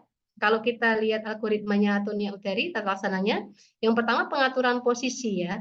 Bagaimana pengaturan posisi pada pasien atonia uteri? Pengaturan posisinya adalah panggul harus kita buat lebih tinggi dari jantung ya Ibu-Ibu ya. Jadi ganjal panggulnya pakai bantal yang lembut gitu ya, supaya darah dari jantung itu nggak cepat ngalir ke panggul, supaya nggak banyak terbuang dari uterus gitu ya. Kemudian kakinya ditinggikan juga ya Ibu ya, kakinya diganjal ya. Kaki dari betis paha itu kan gede ya, di situ banyak darahnya ya. Jadi kita bantu bagaimana darah yang ada di betis, di paha ini bisa kembali ke jantung supaya membantu memperbaiki sirkulasi darah.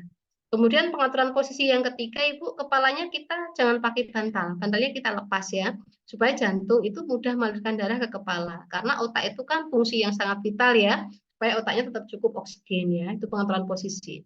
Yang kedua, memastikan kandung kemihnya kosong. Tentu setelah inform konsen ini ya. Kemudian kalau kandung kemihnya ini kosong gitu ya, baru nanti kita melakukan tindakan berikutnya ya, dibantu dengan melakukan pemasangan infus, kemudian KBI juga ya, ultratonika dan sebagainya gitu ya. Kalau penolongnya sendirian ya fokusnya adalah pengaturan posisi, kandung kemihnya dikosongkan, melakukan KBI sambil nunggu temennya datang ya. Temennya datang nanti membantu pemasangan infus, ultratonika dan sebagainya. Tapi kalau temennya kita ada pasangannya, ada partnernya langsung berbagi tugas aja ya. Jadi ada yang KBI juga ada yang pemasangan infus dan ultratonika gitu ya. Kemudian kita akan lihat ya, kandung kemih ini wajib dikosongkan dulu sebelum kita melakukan KBI. Kenapa? Karena kalau kandung kemihnya penuh, nanti akan menekan uterus. Di KBI sekuat apapun, diberikan ultratonika sejenis sebanyak apapun, tidak akan bisa berkontraksi. Kemudian kalau kandung kemih penuh ini kita lakukan kompresi, takutnya terjadi ruptur. Ruptur di mana? Ruptur di kandung kemih dan juga ruptur di uterusnya juga sama ya, di dua sisi nanti rupturnya gitu ya. Kemudian misoprostol ya. Misoprostol ini kan bentuknya tablet ya, dan dia hanya kita berikan manakala ibunya punya kontraindikasi untuk pemberian ergometrin. Ultratonika itu kan selalu kombinasi ya antara oksitosin plus ergometrin atau oksitosin plus misoprostol. Ergometrin cenderung lebih aman dibandingkan misoprostol ya, karena dia bertahan di darah lebih lama ya, sehingga tidak mudah habis, tidak menimbulkan perdarahan lanjutan gitu ya. Tetapi manakala kita mendapatkan pasiennya punya kontraindikasi pemberian ergometrin, hipertensi gitu ya, maka digantikan dengan pemberian misoprostol. Misoprostol ini 600 sampai 1000 mikrogram kita berikan via anal 3 sampai 5 tablet. Kenapa anal? Kok enggak oral? Karena oral nanti ketemu dengan saliva dia banyak yang rusak ya Ibu ya. Ketemu dengan asam lambung banyak yang rusak sehingga yang beredar aktif nanti sangat sedikit ya. Kenapa enggak vaginal? Kalau vaginal itu kan nanti dia ketemu dengan darah, pH-nya basah. pH yang basah di darah ini nanti merusak kandungan dari misoprostol ya. Dan juga itu kan darahnya kan nanti bisa melurutkan misoprostol, dia bisa keluar kita nggak lihat ya. Sehingga yang paling netral pemberian misoprostol secara anal ya. Kemudian bagaimana dengan konseling tanda bahaya?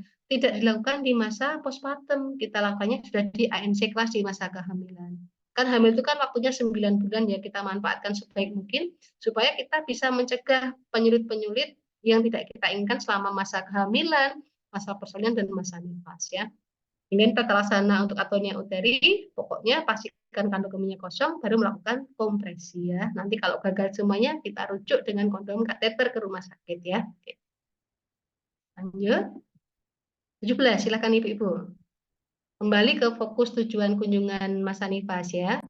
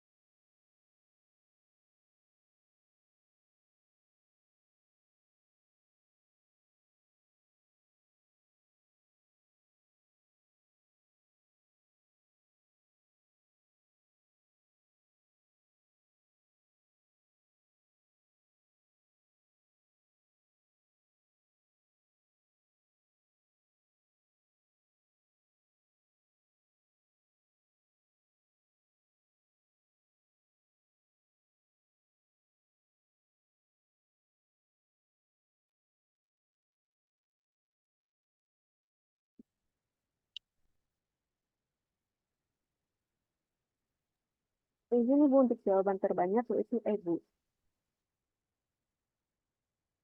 Oke ya, ya. Jadi kita lihat di sini dia 4 minggu belum bisa buang air besar, nutrisinya sebenarnya baik ya. Ya, hasil pemeriksaannya sekian TTP-nya masih normal, TFU-nya sudah hilang ya. Fokus tujuannya apa? Kita akan lihat ya. Sini ada permasalahan dia postpartum 4 minggu belum bisa buang air besar ya. Kita lihat. Nah, Kembali ke seperti yang tadi kita bahas di awal ya Ibu-Ibu ya.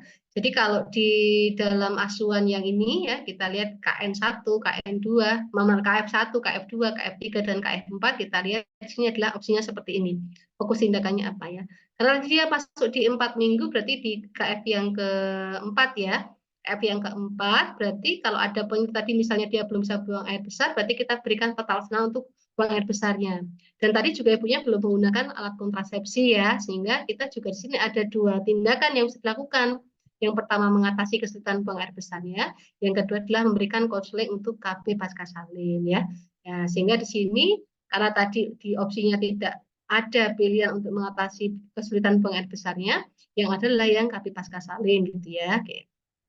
Tapi bagaimana ini kalau seandainya nanti di dalam kasus opsinya ada semua, yang satu memberikan tata laksana penyulit sulit buang air besar, yang satunya adalah kali pasca salin. Mana yang kita pilih? Tentu kita pilih yang kali pasca salin. Yang kita pilih adalah yang kesulitan buang air besar dulu ya Ibu, karena lebih ini, lebih apa namanya, lebih beresiko gitu ya, lebih beresiko. Kita berikan dulu Penkes pada kesulitan buang air besar. Kalau ibunya sudah memahami, baru kita lanjut dengan konseling KB. Tidak perlu tunggu ibunya bisa buang air besar dulu, tidak perlu gitu ya. Tapi yang penting sudah kita berikan dulu. Karena itu kita berikan yang konseling KB pasca salin gitu ya. Oke. Yang paling mengganggu dulu yang mana itu yang kita tangani. Nomor 18 silakan, 3 lagi ya. Ini kembali ke kasus perdarahan postpartum.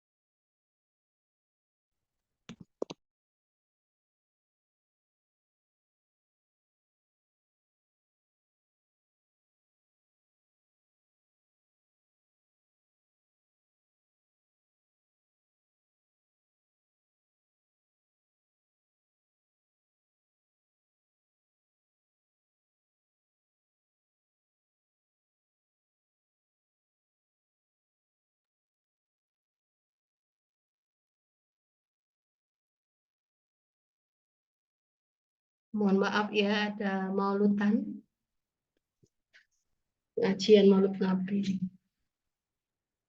Ibu untuk jawaban terbanyak yaitu A itu.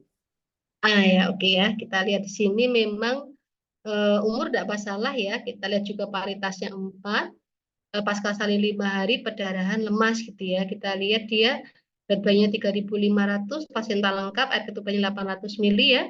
TFU-nya 3 jari di bawah pusat, kontraksinya lemah, kandung kemihnya kosong ya. Kita lihat faktor penyebabnya apa yang menyebabkan dia kontraksinya lemah ya. Bahasanya ya, yang lebih berisiko menyebabkan penyulit atau komplikasi adalah paritas yang lebih dari 2 Ibu-Ibu ya, yang P3 ke atas ya.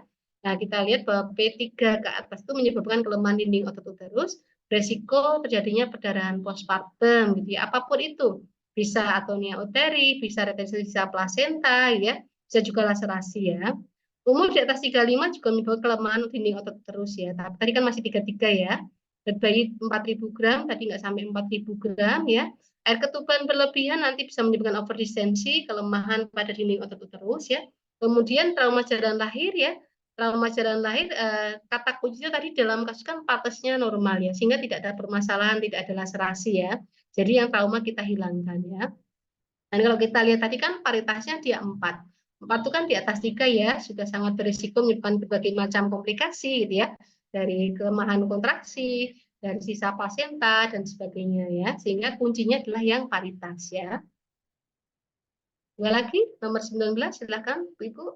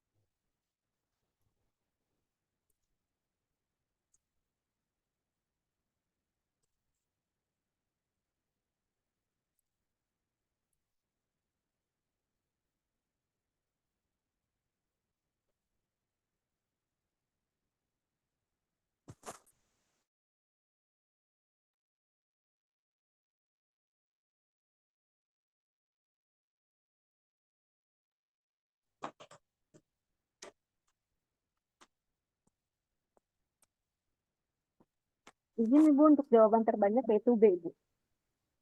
B, oke ya. Ini kalau kita lihat dia hari pertama normal ya, kemudian dia TTP kayaknya juga normal ya. Kemudian tidak ada udem dan keluhan, tapi dari hasil labnya ada protein uri ringan gitu ya. Ada protein urea ringan ya. Yang ditanyakan enzim apa yang mempengaruhi hasil pemeriksaan tersebut. Ya, kita ingat dulu bahwa di masa postpartum boleh protein urea ringan ya, Bu ya. Kita akan lihat patofisiologinya bagaimana ya. Ada berbagai macam enzim ya. Enzim adalah yang membantu proses pencernaan gitu ya. Yang petialin ini dia mengandung mengubah karbohidrat atau amilum menjadi gula sederhana ya. Petialin ini adanya biasanya di saliva, di mulut kita ya. Kemudian ada proteolitik, menghidrolisis atau menghancurkan protein. Nanti hasil hidrolisisnya, hasil penghancuran proteinnya ekskresikan melalui urin. Sehingga terjadi protein urea ringan tapi tanpa gejala lain. Tidak ada peningkatan tensi, tidak ada sakit kepala dan sebagainya ya. Kemudian lipase. Kalau lipase membantu untuk merubah trigliserid atau lemak menjadi molekul asam lemak, nanti dipakai untuk energi ya. Jadi asam lemak ini untuk energi. Laktose, kalau laktosa mencerna laktosa menjadi glukosa dan galaktose, yang glukosa galaktose ini juga menjadi sumber energi. Nukleolitik juga sama seperti lipase ya, dia merubah trigliserid atau lemak menjadi asam lemak. Asam lemak ini menjadi sumber energi ya. Jadi kalau tadi pertanyaannya, kenapa bisa terjadi protein urea ya? Karena ada proteolitik. Di masa postpartum kita ada peningkatan enzim proteolitik yang menghancurkan protein-protein yang ada di dalam endometrium, ya dalam jaringan endometrium. Sehingga nanti kalau dihancurkan protein dari endometrium akan keluar melalui urin. Ini juga menjadi salah satu metode pengecilan rahim ya. Kenapa rahim bisa mengecil? Kenapa TF-nya bisa turun? Karena protein di dalam uterusnya ya dihancurkan oleh protein ya, sehingga dia akan menurun ya, dibantu dengan kontraksi dan sebagainya ya. Sehingga enzim yang menyebabkan terjadinya proteinuria adalah enzim proteolitik ya.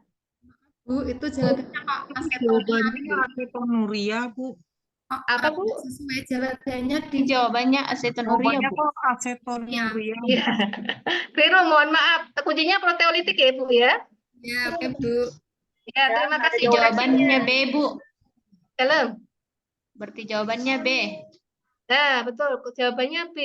Pokoknya kalau ada proteinuria dan dia bukan karena preeklamsia, berarti disebabkan oleh proteolitik ya Ibu ya. Oke. Terima kasih koreksinya. Mohon maaf ya. Terakhir nomor 20 ya. ISK ya Ibu-ibu ini, indeks saluran perkemihan.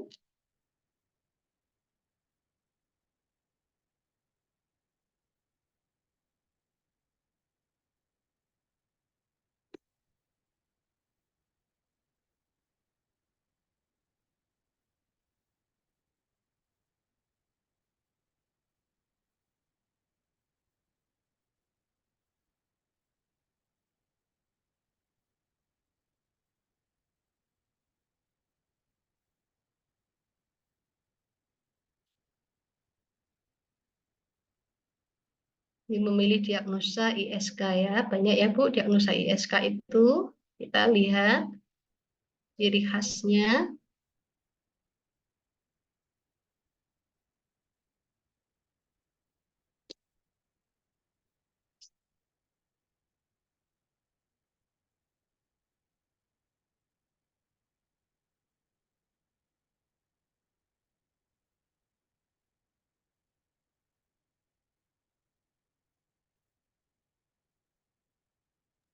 Izin Ibu untuk jawaban terbanyak yaitu D, Ibu.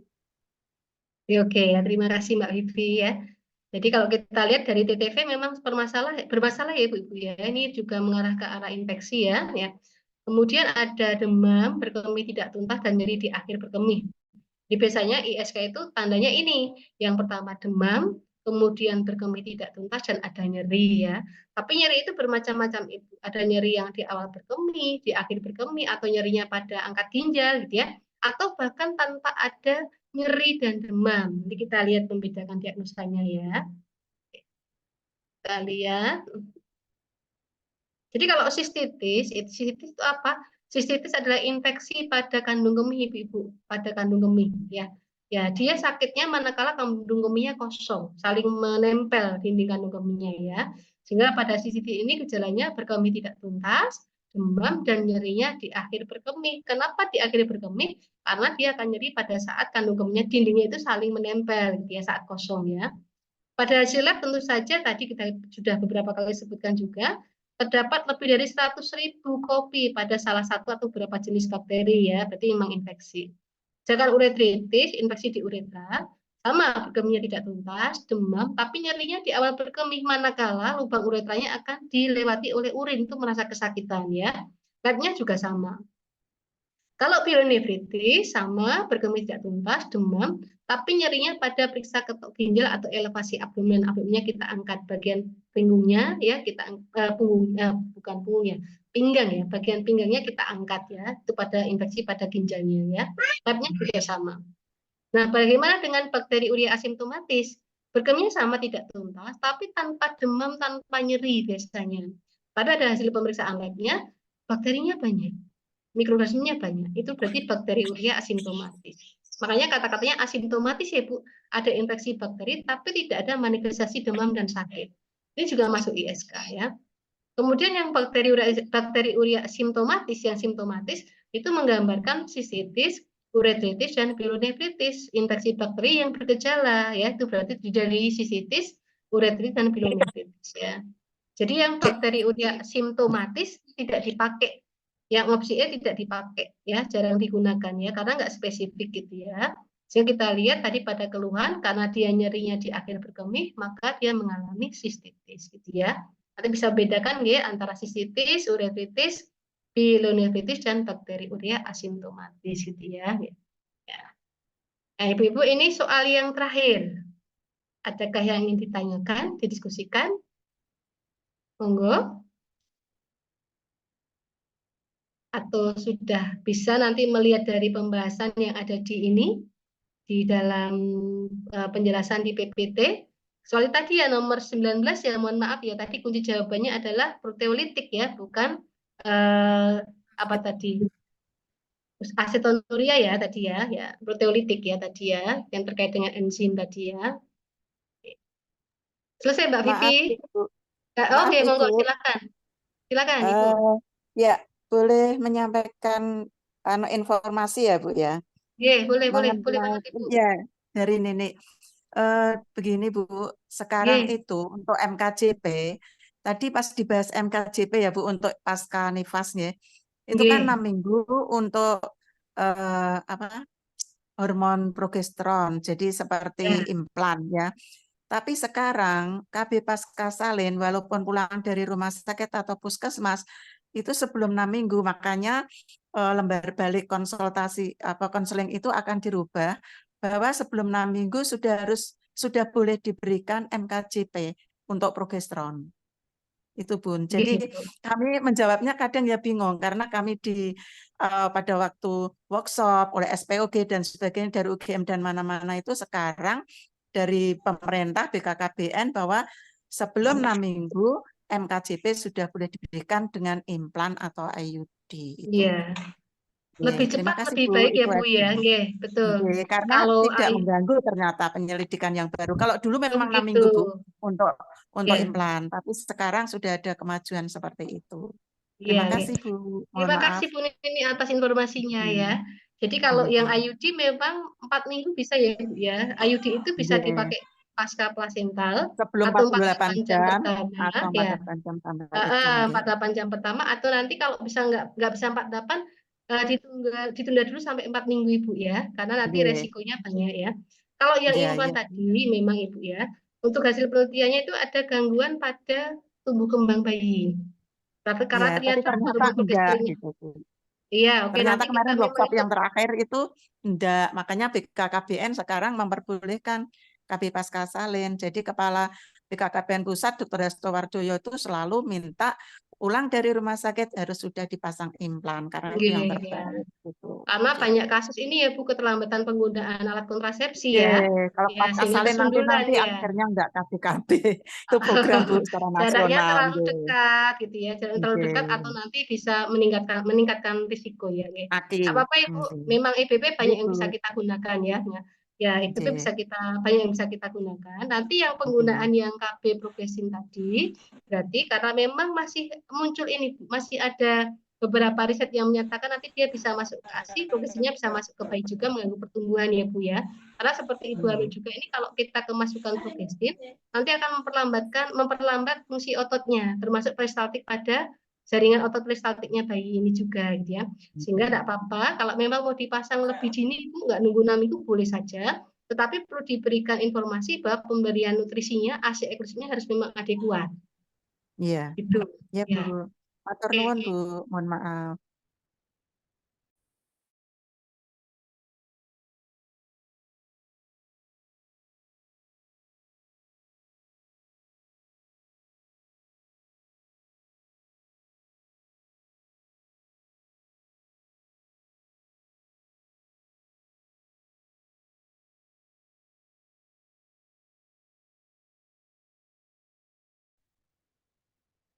Mohon maaf Ibu, saya lepas tadi dari Zoom ya.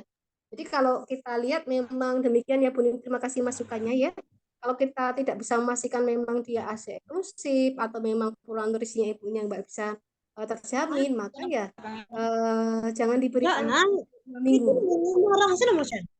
Tapi kalau kita bisa memastikan dia bisa ASI eksklusif dengan nutrisi yang terjamin, boleh diberikan sebelum 6 minggu ya. Atau kita boleh taruhan Ibu ya, boleh taruhannya gini, dipasanglah sesegera mungkin, tapi kita memang harus lebih adekuat memberikan pendampingan. Sehingga nutrisi yang masuk ke bayi juga adekuat ya. ASI eksklusifnya oke, tapi bukan hanya semata-mata ASI eksklusif, ASI yang dihasilkan oleh ibu memang harus memenuhi kebutuhan nutrisi bayi yang baik gitu ya. Terima kasih Bu Nini, ini memang masih ada dilema gitu ya. Nanti kita coba mencari EBP-nya lebih lanjut ya. Terima kasih ya. Ada lagi Ibu, silakan. Monggo kalau ada yang perlu didiskusikan lagi. Ada beberapa kasus patologis ya, perdarahan, infeksi, preeklamsia, monggo. Oke, sepertinya sudah cukup Mbak Vivi. Baik Ibu, terima kasih untuk Ibu Ya. Wahyu Suti atas pemaparannya. Terima kasih juga ibu-ibu yang semangat untuk mengikuti bimbel malam hari ini. Jika masih ada yang ingin ditanyakan atau atau mau sharing dan didiskusikan terkait soal-soal, silakan Ibu-ibu.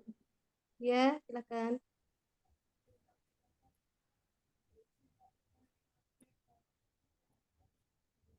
Apakah masih ada yang ingin di-sharing kembali, Ibu, atau didiskusikan kembali mengenai soal-soal yang tadi Ibu Wahyu sugesti berikan?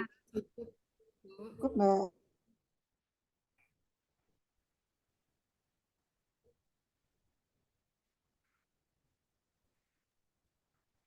Boleh Ibu Muslihatun jika ingin ada yang ditanyakan kepada Ibu Wahyu? Oke.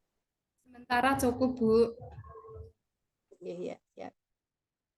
Belum ada pertanyaan. Dibaca-baca lagi Ibu ya. Ya, Bu. Oke. Baik, jika cukup dan tidak ada pertanyaan kembali, baik. Terima kasih untuk Ibu Wahyu Pujastuti dan Ibu sekalian. Selamat beristirahat. Izin saya ending ya Ibu. Semangat Ibu untuk UTM-nya. Semoga lancar persiapannya. Lulus semua ya Bu pada tahap 1 ya, tidak perlu mengulangnya. Amin Bu, makasih doanya. Semangat. Amin ya Rabbal Alamin. Semangat terus Ibu. Belajar, semangat mencari rezeki untuk keluarga ya. Mohon izin live dari Zoom. Assalamualaikum. Waalaikumsalam. Waalaikumsalam. Terima kasih Bu.